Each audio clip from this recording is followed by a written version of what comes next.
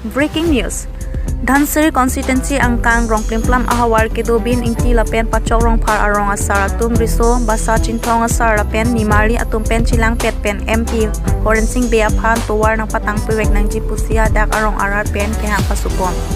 Autonomous Council MEC election na prang 27 January 1, 2022 ahot sila bang suat towar MP Horensing Bepen si nong inang somlo. MBT atowar MH36 pen bin ingti arong lapen pachok rong par arong lapen basar sarma arong tuwar ajak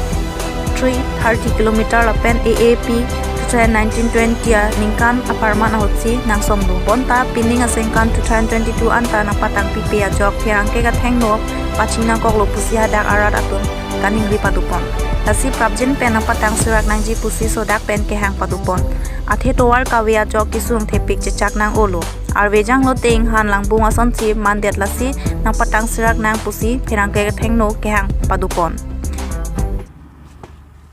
2019-20 labangso SOPD labangso ice cream pen kachitcha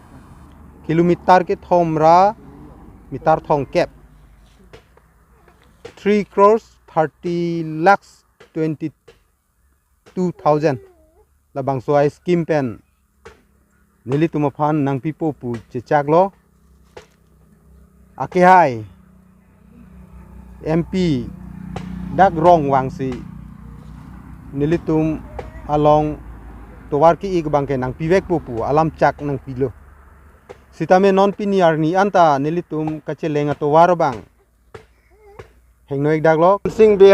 MP alang lige non ningkali si baksi do tahai lo lasi kang hon pen non pini pinamat nili tumaphan alangli hoi pen towar nang cepat tang japhan lasi ke chuningri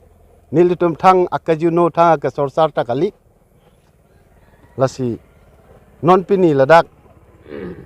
alangli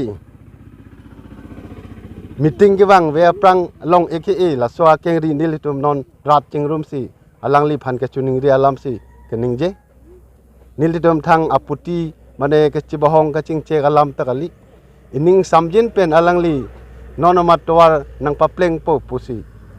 ansi nili dom rat pen cho akhasi chonghong prong lo karadom